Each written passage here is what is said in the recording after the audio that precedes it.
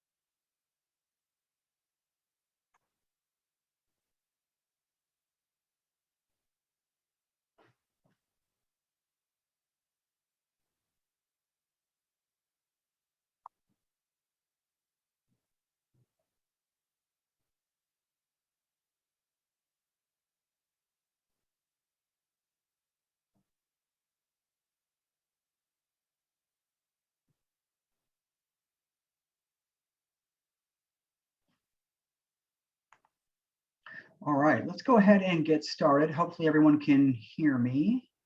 So welcome you guys to our regular office meeting. For those of you that have not joined us before, welcome.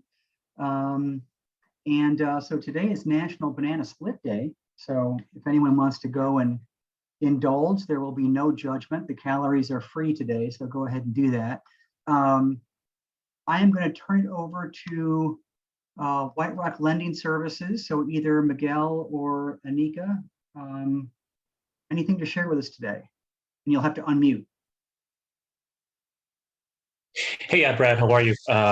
Yeah, so I wanted to touch briefly on three topics. If anybody has any questions, feel free to ask away after I go over the information. So if you didn't know, we are able to do FHA loans with no score, and two scenarios for that particular transaction would be either someone that has never had any credit, or someone that maybe had credit in the past, but hasn't had any open or active accounts in their credit report. I am working with a client that paid off his mortgage 5 years ago, and he doesn't have any credit, no credit cards, no installments. He has no score. So in that scenario, what we are going to do is we are going to utilize non-traditional credit, and what that is anything like utility bills or rental income. For him, we're going to be using utilities, water, electric, gas, cable. We need 3 of those non-traditional credits to establish, in this case, a 620 credit score by default.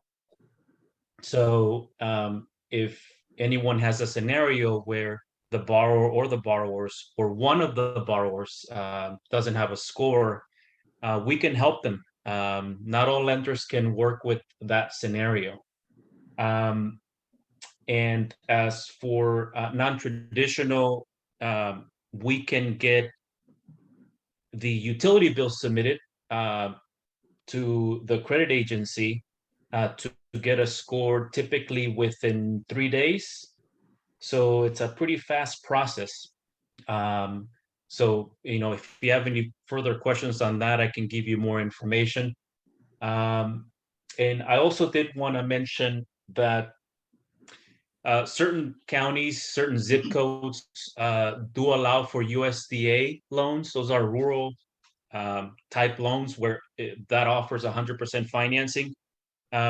We are seeing some borrowers, or maybe the agent will go over the FHA option, to keep the down payment low, but we will also look at that property if it qualifies for USDA. So just know that we're going to do that for your client.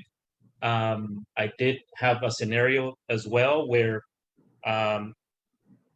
we submitted, or the agent submitted for an offer as an FHA loan. Once we found out the property address, we ran the address through the USDA website, and we got a hit. So we're going to try to also go USDA for that client. So that seems to be happening quite often. So keep that in mind as a tool. I can send the link out to you, Brad, for Sure. USDA eligibility, where the realtor can punch in the address. That would be wonderful. Okay. Yeah, that's what I have. I don't know if anybody has any questions.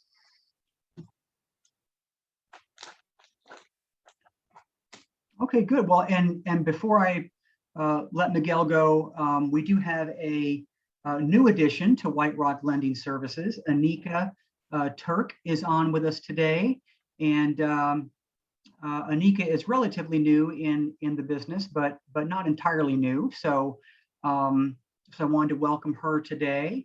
Thanks for joining us. We'll be seeing more of Anika in the future. And thank you, Brad. yeah, it's great to have you. And a couple of new additions to the White Rock Realty brokerage. So we have Ann McEver. Ann, nice to see you. Sarah Leal. And that looks like it for today. But welcome, you guys. We are thrilled to have you. And this is one of the once weekly meetings that we have. And as I mentioned maybe before, our title company that we partner with, Allegiance Title, they'll do a CE class one of these Thursdays. And then the other Thursdays will be similar to this, although I do some additional training at length in one of the other Thursdays. So, and as always, if you can't make it, not a big deal.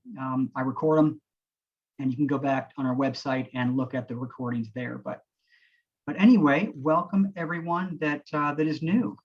So I'm not sure if I mentioned this before, but I will be on vacation just over Labor Day weekend, starting on September 1st, and coming back that following Monday, the 5th, which is Labor Day. And so for that reason, there will not be an office meeting on September 1st. And then one of our agents, Christy Cotter, will be my backup. So as a general rule of thumb, if you don't have a crisis or something that you need immediate attention to, you can always hold that until I get back. Otherwise, please feel free to call Christy.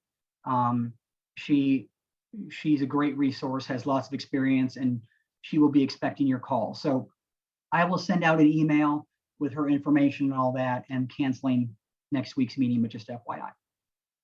All right, so as you know, some of the things that I do go over in this meeting are a result of other agents that run into things that I might find helpful to impart in this meeting. And so this next one kind of falls into that category. And I had an agent that wasn't sure how to add more than one person onto a buyer's representation agreement. And this scenario happened to be for a lease. But since the buyer rep is called buyer tenant rep, you can do this with a lease. And so I'm going to show you how to do that here, because it can be tricky. And I kind of gave her a quick answer, but since y'all are here to see me go through this, this is a much more in-depth explanation and demonstration on what you can do. Now, the first thing you want to do is go to Zip Forms. Okay, now, as I've mentioned before, the only way you should be getting to zip forms is through texasrealestate.com. That is TAR, Texas Association of Realtors. If you go and do it this way,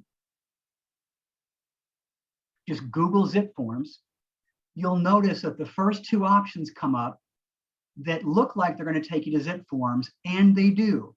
The challenge is that if you use these two links, they don't know that zip forms is a paid for benefit to you in Texas. Zip forms services the entire country. So you need to have a way to tell them that, hey, I already pay for this. If you don't do that and you do it this way, they will start charging you by transactions. Okay, so that being said, let's go to zip forms.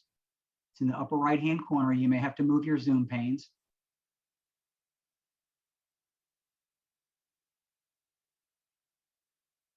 And before we hopped on, I created a transaction called lease example.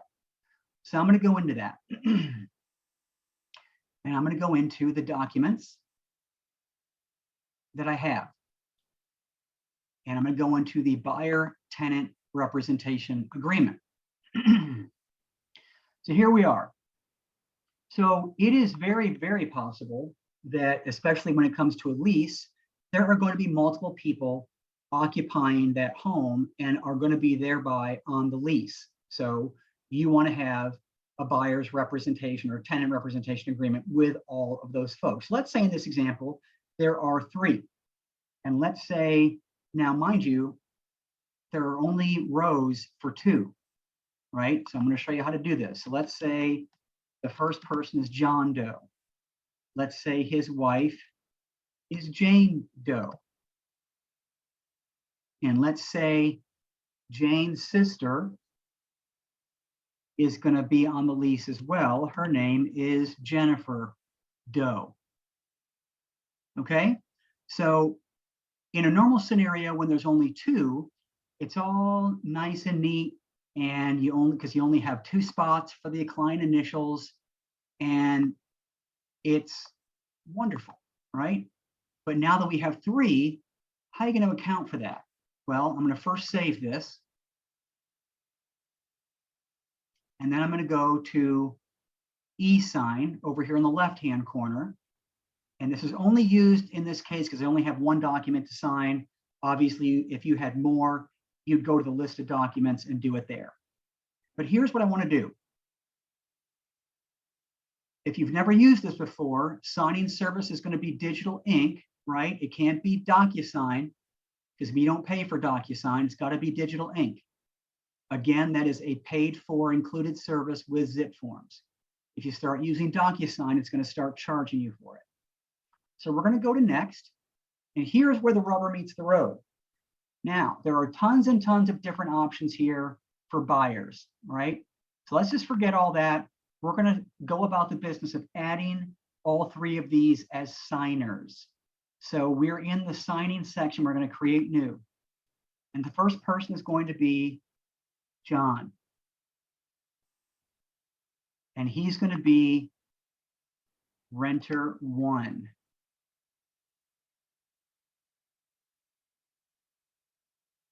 And put his email in there. Okay, add signer. And you may notice that in the background, you kind of see John pop up here.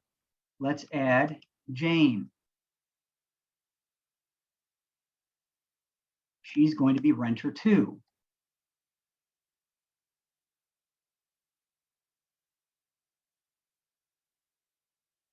Put her email in there, add signer. Third person, Jennifer. She's going to be renter 3.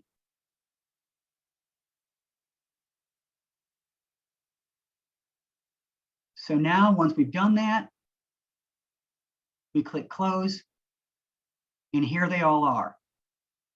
Okay, so how are you going to pull this off? Go to next.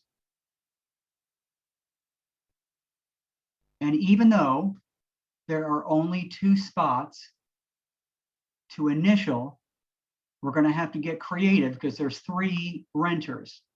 So in the upper right-hand corner is the pick box for all these three names. You got to do one at a time. Okay, so it defaults to John. Let's open the drag and drop. Let's come down here and put John's initial there. Okay, and you would go about doing this on all 5 pages. But let's say you've done that and now you're ready to go on to Jane. Jane's going to initial here. And then choose Jennifer. Jennifer will initial here, or maybe you want to put it up here. It doesn't matter. And then once you've completed this exercise on all these pages and had them all sign as well,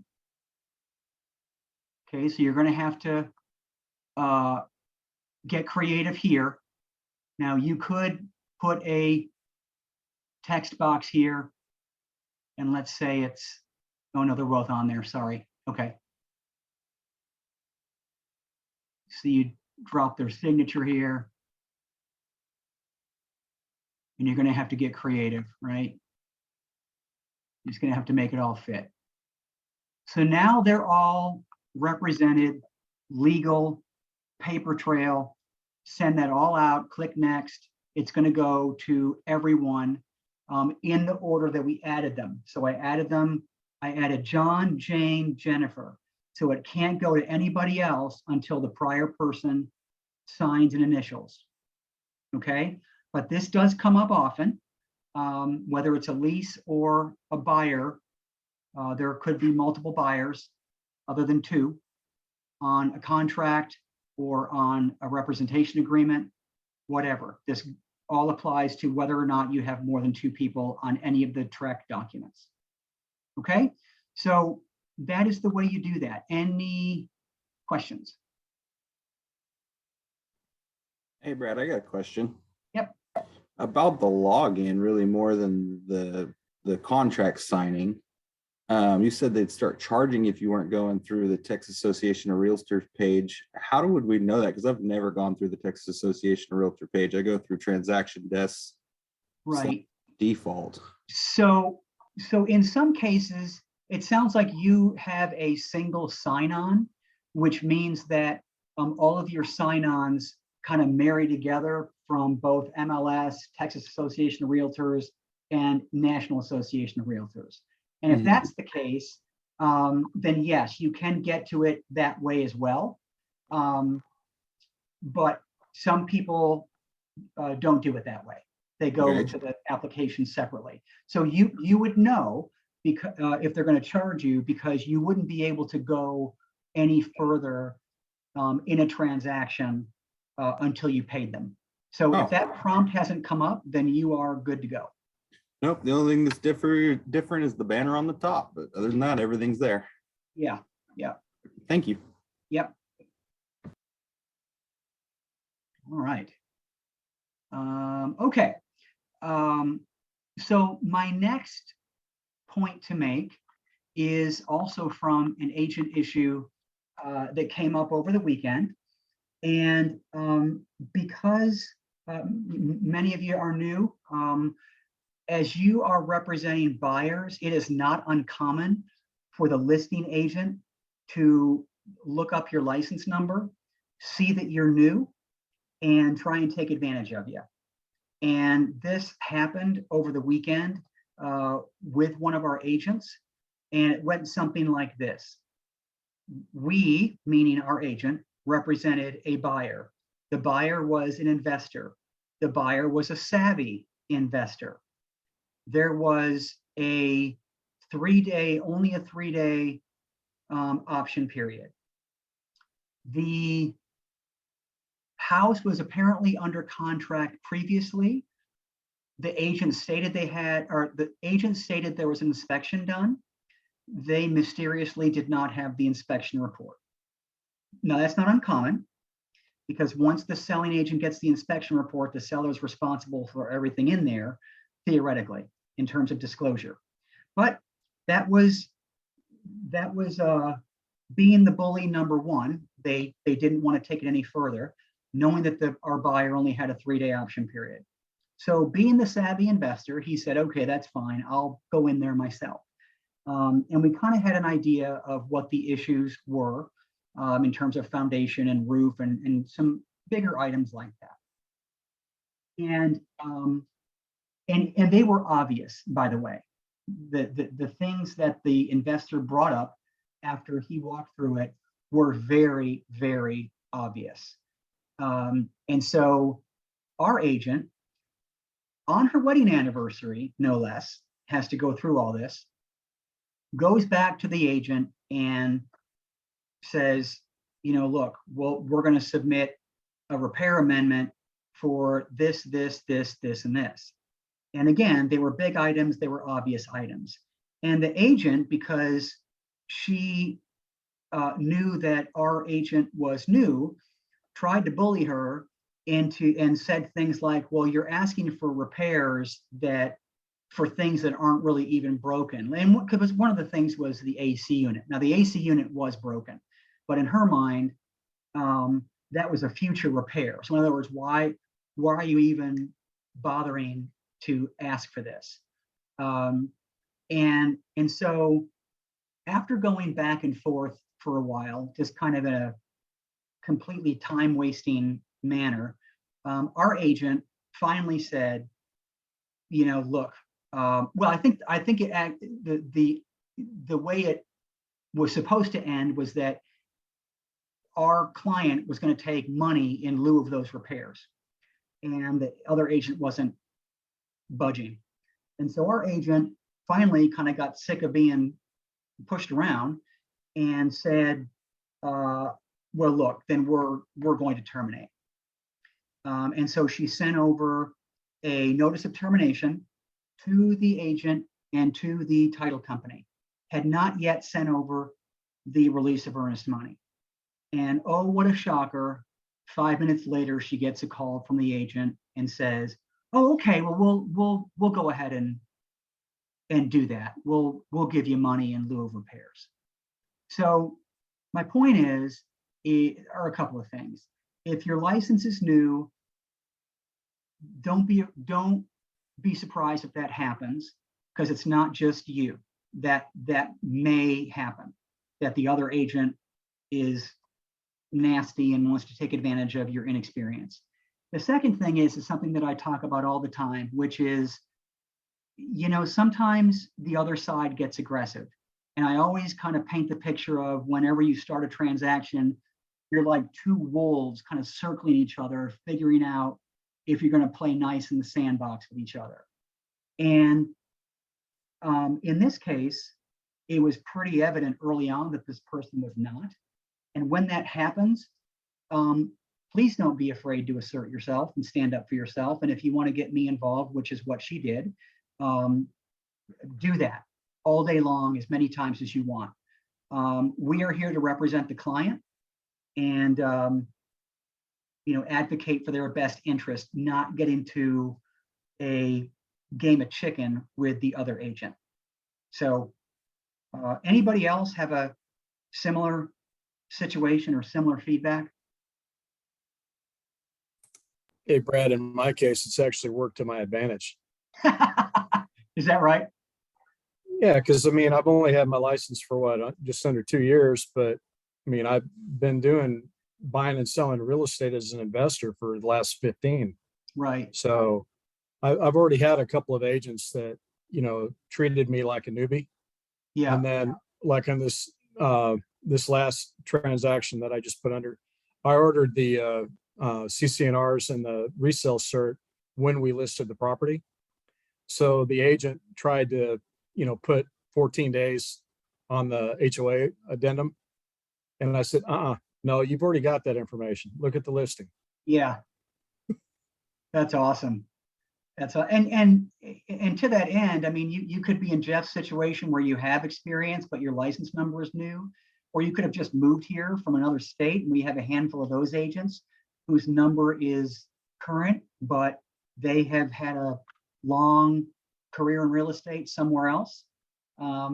It's just interesting. You know, so anyway, that was my story for the week. All right, so So a couple of articles that I found that I thought were pretty timely.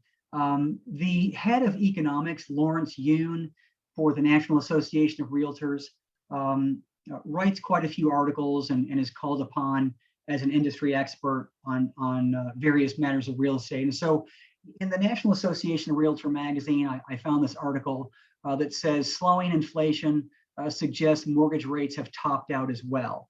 And so so it says inflation eased slightly in July, which could bode well for the housing market in the months ahead, says Lawrence Yoon, chief economist for NAR. Overall, inflation slowed from 9.1% in June to 8.5% in July, but prices for food, rent continue to climb as per the Bureau of Labor Statistics. Still, the slight deceleration suggests that consumer price inflation may have peaked, which suggests that mortgage rates also may have peaked. Yoon says the level of inflation is still high and uncomfortable, but may indicate the start of a steady retreat. So as I've always talked about before, 1 month or 1 week does not a trend make. And so we want to, in real estate, live in the world of how things are trending. And this article kind of points to what my hunch had been, in that someone just has to tell us what the new normal is, right? And so if that's an interest rate of 5%, 6%, 7%, whatever, as long as the general public knows that there is light at the end of the tunnel, which this article suggests there is, things will get back to normal. Okay, so that's one article. The other article revolves around builders, and it says builders are concerned about sudden pullback in new home market. Builders say more buyers are backing out of sales contracts for new homes as traffic fizzles, causing home builder confidence to drop for the 8th straight month, the Commerce Department reported Tuesday. Single family home construction last month declined 10% annually, matching the lowest level since the onset of COVID-19 in 2020. There has been a dramatic pullback in home buyer demand this year, just overall, for which builders blame rising mortgage rates and material prices. The average cost to build a new home has jumped 36% since January 2020, an expense that gets passed along to buyers. So here's why I filled this article today.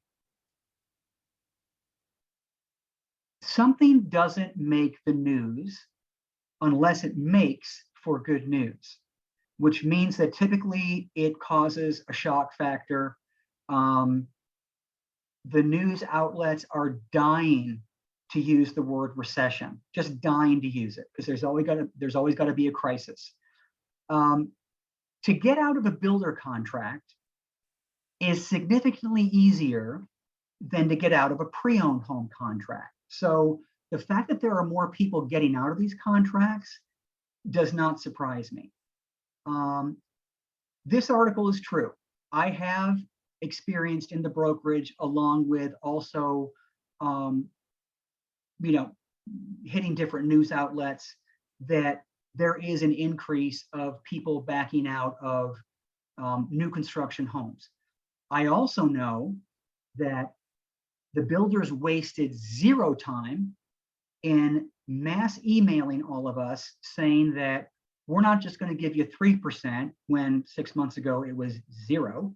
We're going to give you 4, 5, and 6% plus a bonus, plus the incentives are back for buyers. If you use our lender, we're going to give you a $10,000 credit. We're going to give you $20,000 in builder credits. So the builders can boohoo all they want. They pulled the trigger on all these other incentives as quickly as they pulled them back. So all that to say that this really revolves around overall buyer confidence, the ease of which people can back out of a new construction home, and everything else that's in the news. I mean, it doesn't help our industry that consumer goods have gone up. If it were just housing, it'd be a different story. But it is everything else. So all that to say that if you have clients that want to look at builders, it is still a very solid option, a very solid option. There are, waiting lists are gone, spec homes are back, and they need our business. So whatever that's worth. This is a screenshot of what I got when I typed in real estate news. And so this is what the general public is consuming. How regional house prices are expected to shift over the coming year, according to Zillow. Zillow, home prices to fall in these 123 housing markets. Yahoo Finance, should I wait for real estate prices to crash? Love that choice of words. Before I buy a home. Housing market, why we're in a recession. There's that R word, in sales, but not prices, right? So as we've mentioned in previous meetings, an overall economic recession is really about supply and demand. Too much spending, not enough supply, right? So again, news media outlets are just dying to tell us we're in a recession. Here is how I see it. And Jeff, I'd like to get your take as a degree holding economist, and you guys kind of let me know how you check in. Here's where we were. Panic buying, right? Fear of missing out. Even if you didn't know that you wanted a home, you wanted a home in the past 2 years because it seemed like you couldn't get one. And so this is what we just went through. Think of when the pandemic hit and there was no rhyme or reason as to why people were buying toilet paper. But man, there we were, just scooping it off the shelves. No rhyme or reason. Panic buying, right? So as a result of the pandemic, certain aspects of life roared back with a vengeance, one of which was hospitality and travel and vacation. And there was a term floating around called revenge travel. And I think that we are headed for, in the housing industry, a little bit of revenge buying. And so here's what I mean by that.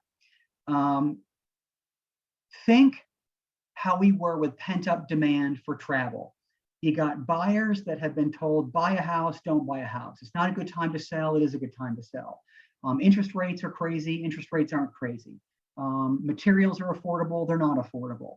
So all these mixed messages, and this is what I've referred to as the Home Depot effect. Those are my words, not some other pundit. And that means that when you go to Home Depot and you want to buy a box of nails, you go into the nail aisle and you're inundated by choice and conflicting information. And so half the time you don't know what to buy. Sometimes you leave without buying anything. And that's kind of where we are right now, in my opinion. And so there's so many mixed messages going out there that people don't know what to do. And so that creates pent-up demand. You may have heard the term quiet quitting in the job industry. This means that people are striking a better balance between work and leisure time. And while they're looking for another job, they're not going above and beyond. So in other words, no one's going to tell me how to do my job type of deal. People are working from home. They're demanding to work from home. No one is going to tell me I can't go buy a home, in my example. And this happened after the crash of 2008. Thousands of layoffs. Mortgage industry run amok. Foreclosures dropping out of the sky. But come 2011, 2012, that came back. And you would think, from all the news information going on between 2008 and 2012, that no one could buy a home. Now, were there investors snatching up investment properties? Yes. But this notion that no one can afford a home anymore is a bunch of baloney. And I think that the psychology of this is going to play out in what I'm suggesting, in that people are going to get sick and tired of being told they can't buy a home. And if the interest rates are stable, they're going to go out and buy a home. So Jeff, what say you on this bold prediction? Sorry, my dogs are going ballistic. Just a minute.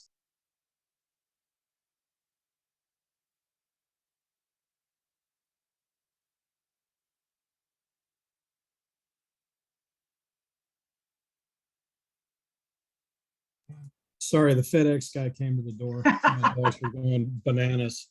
No, I think you're right, Brad. And actually, I see this now panic selling. Yeah. Every day I'm getting inundated with price improvement, price reduction. Yes. I think sellers are realizing, man, I missed the heyday. Yep. And now I gotta dump this house. I actually had a conversation with Homeward yesterday, and the Austin market, the $700,000 to $800,000 market is just hurting, and that's what I call I refer to as the DINK house, dual income, no kids. Right. And I think that certain segments of the market are going to be more affected than others. And I think a lot of couples now are thinking, man, one of us might lose our job. We better not buy this house. Right. And I think up in this market, like in the Dallas market, I think that's like $600,000 to $800,000 price range. Because Right. those are the ones that I'm seeing people are just trying to dump right now. But yeah, the one difference I think on this time is people have a little bit more equity in their homes than they did back in 2008. Right. I mean, people were walking away from homes back then because they had nothing into it. Right. In fact, I remember Providence and Savannah up here, they were done by the Huffines Auto Group. This is all Yep. pre-Dodd-Frank. And I remember people would go in and buy a house and get a gift certificate to go to the Huffines dealership of your choice and pick up your new car. So then Dodd-Frank happened. Right. Right. That Yeah. incentive stopped. Yeah. Yeah.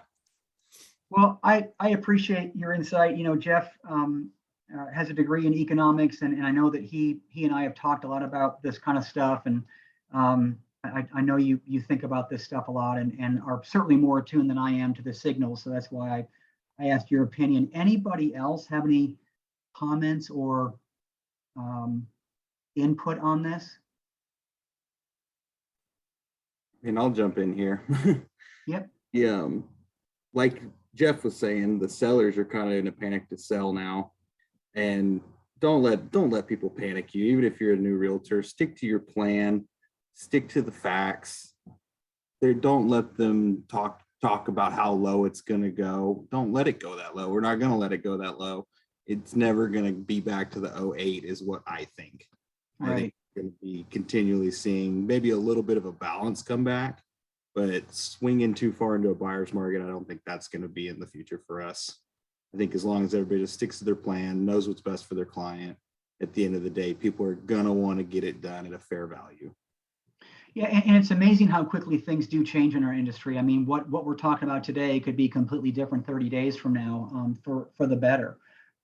So these trends typically don't have a long shelf life. So I couldn't agree more. All right. So let's go to Dawn's tip of the week from Allegiance Title. This is actually a good one. They're all good, but this is especially good. This involves whenever you have to change a name on an existing and executed contract. So let's have a listen.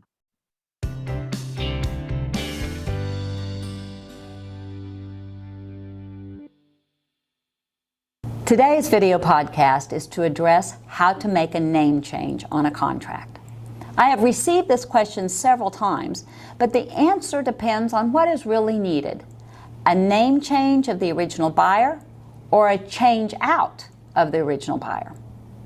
When an individual is asking about a name change only, like in the case of a marriage or divorce, then the title company can prepare a name affidavit having that person sign stating that they are one and the same person, just a different name.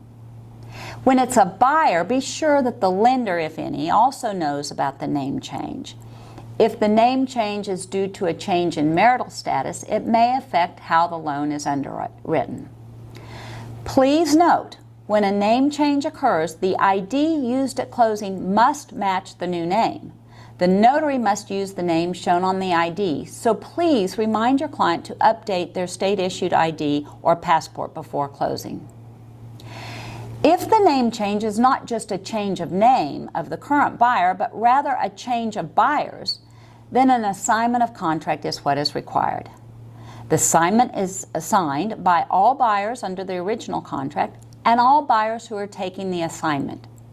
In a prior video podcast, I talked about assignments and reminded you that the original buyers under an assignment of contract remain liable for the performance of the contract. If your original buyer is not willing to remain liable under the original contract when they assign it, then the seller would have to join in on the assignment and release the original buyers.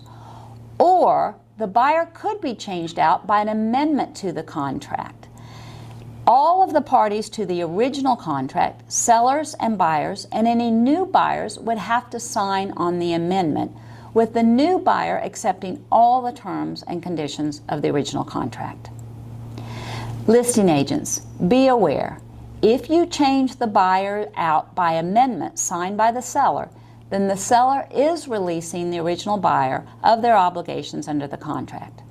On the other hand, if it's just done by an assignment and not amendment, the original buyer remains liable to the seller. When the buyer is an entity and is asking about changing the name only, the entity must follow the requirements of the business code so that they change the name according to the business code. Evidence of that name change will then need to be provided to the title company. Most often, when an agent asks about changing the name of an entity, it is not really a name change, but a change from one entity to another. If a change of entity is what is desired, then either it is done using an assignment of contract from the original entity to the new entity, or an amendment, as already described. Whenever there is name change, notify your title company, hopefully us, as soon as you know, so that we can run searches on the new name as required for the title insurance. I hope this video podcast is helpful to you. Allegiance Title would love to do business with you and your clients. Okay, so this came out today. This was actually pretty timely. This is something that comes up pretty regularly. So just to review, if there is a change in name because someone got married or divorced, it is very, very common, regardless of whether or not that happened, for at closing for the title company to have run a search on possible names for the buyer and seller, and to have that person sign and verify, I have been or am also known by this name. That is just a one-pager typically. It's signed at closing, and it is not a big deal.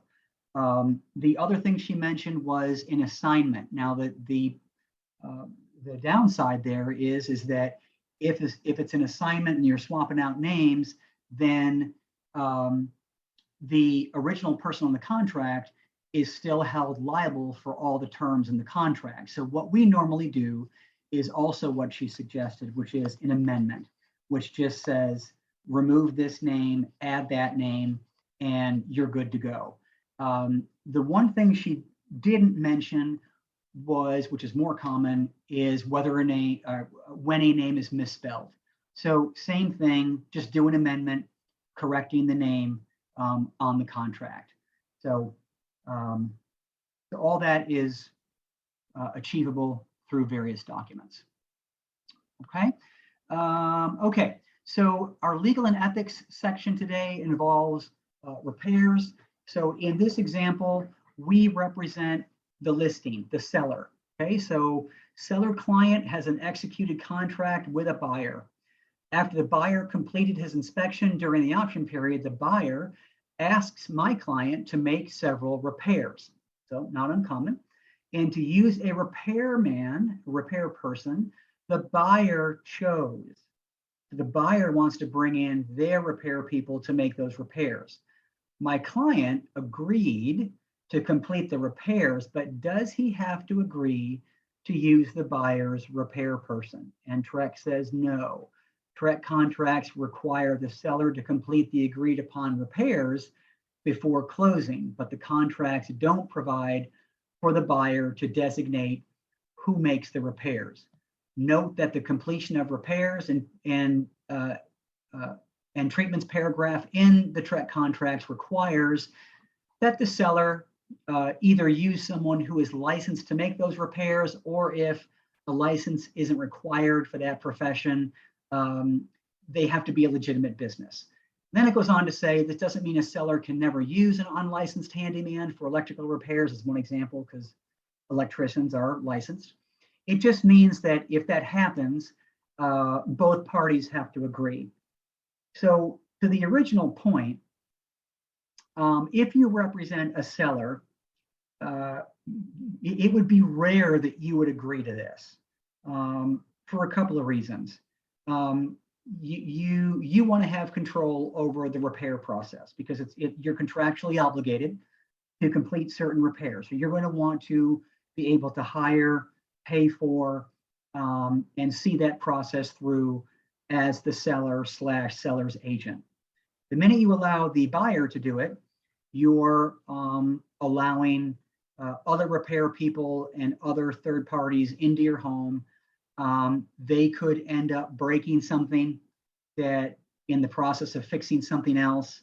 And so as you can imagine, that creates a lot of risk, especially when it involves electrical, plumbing, roofing, foundation.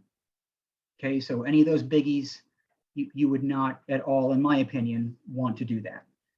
But from a legal perspective, you don't have to. You're not legally bound to do that. All right. So I thought, Hey, Brad, I've got yeah, a question real quick. Sorry to interrupt. that's okay.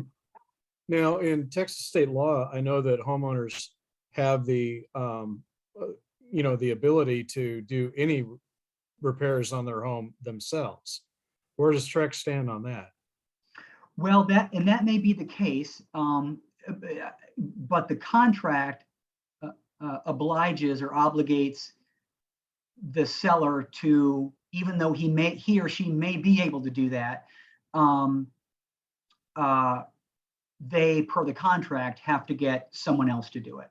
So I guess just talking this through, if the property code allows you to do that as an individual homeowner, I guess that would mean that I could put in a light socket and I wouldn't have to hire an electrician to do that as a homeowner. But if I were selling my home and the buyer wanted me to replace the light socket, even though I could, I would have to get an electrician to do that. Okay, thanks. That's my interpretation of it.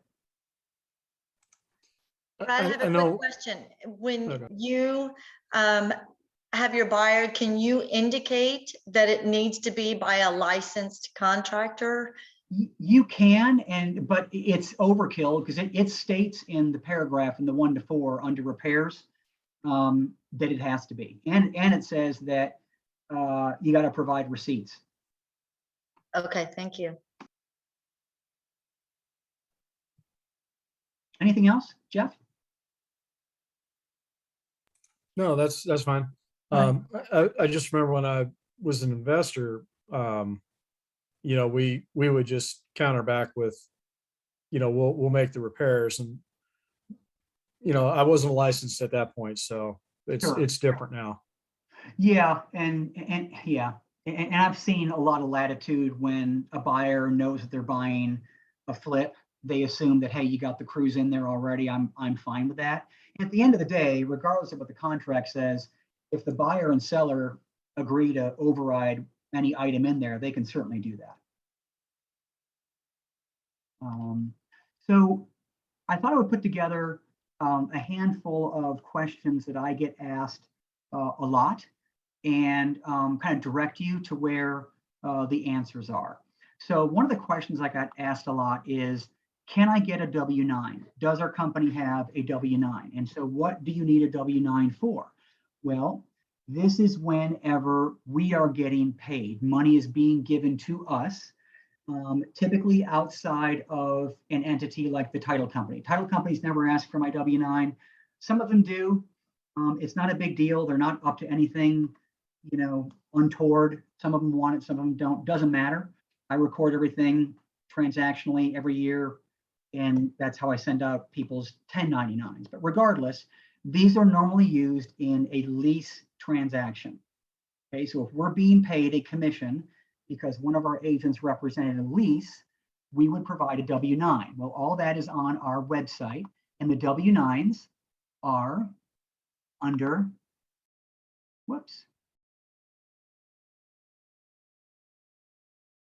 contracts. Stand by. I lost my sharing. Okay. They are under the contracts tab.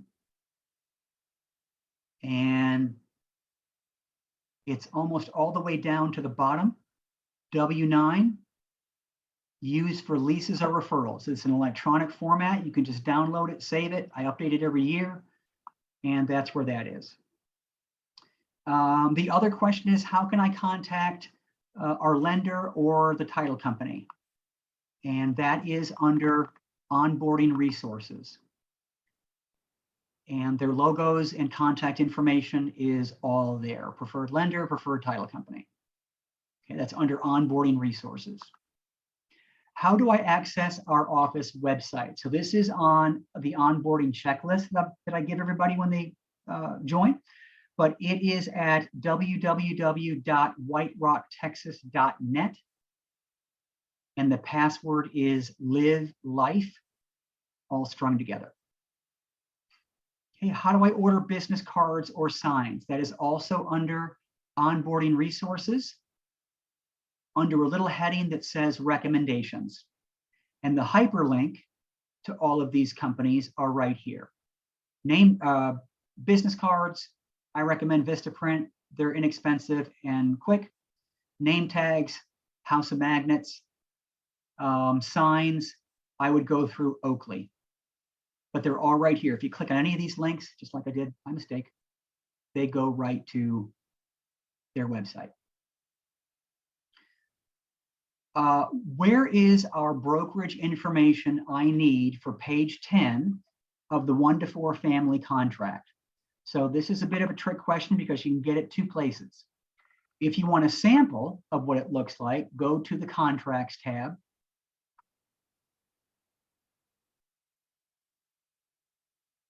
And under sample contracts filled out, you can download the 1-to-4.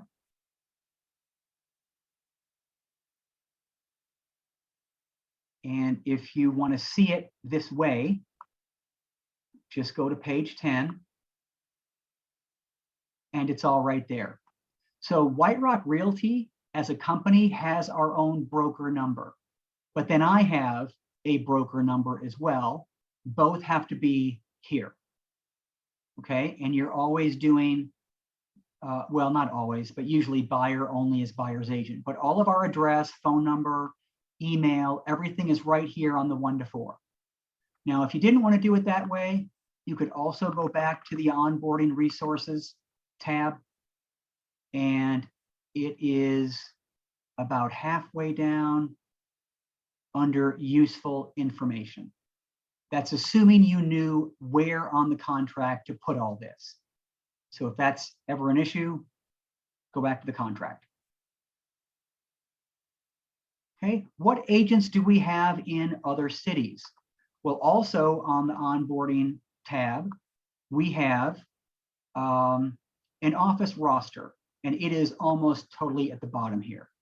And when you open the office roster, they are alphabetized by city. Now, mind you, if they're in a suburb of a city, I've put that. So if someone lives in Round Rock, they're not going to come up under Austin. All right, that was done intentionally. Their email, their phone number, and if they speak a second language, second, third, fourth, fifth language. Okay, so that is all there. So if you have business in another city, you want to refer out, there is the list. And then lastly, remember that I have a tab for how-to videos. And this will teach you and demonstrate to you how to do things like send out a contract to be electronically signed, how to do a competitive market analysis, how to open up a lockbox, and everything in between. Okay, how to set up an appointment to show a home, how to use back agent. That's a biggie.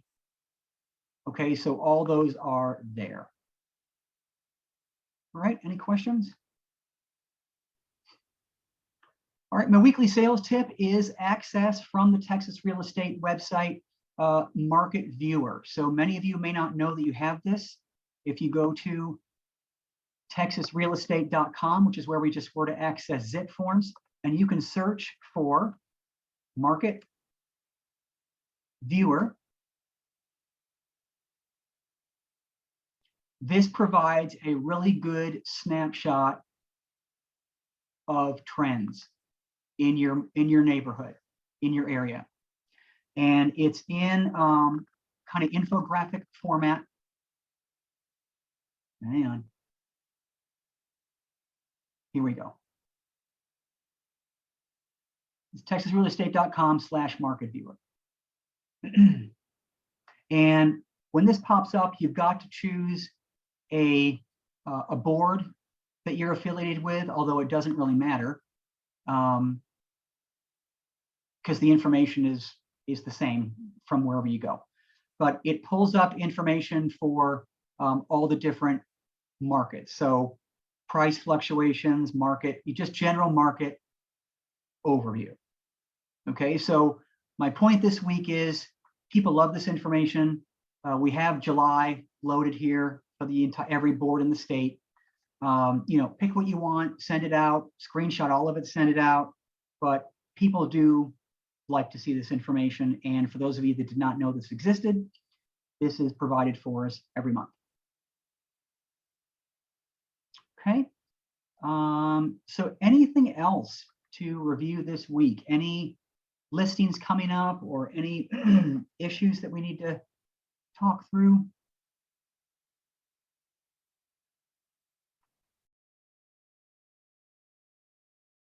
No? Okay. Well, awesome. Well, again, no meeting next week, but we'll pick up that following Thursday. I'll send out a meeting reminder. I'll cancel next week's. And if you need to go back and look at the video for what we did today, that will be on the website shortly. So thank you so much, you guys, and we will see you next time.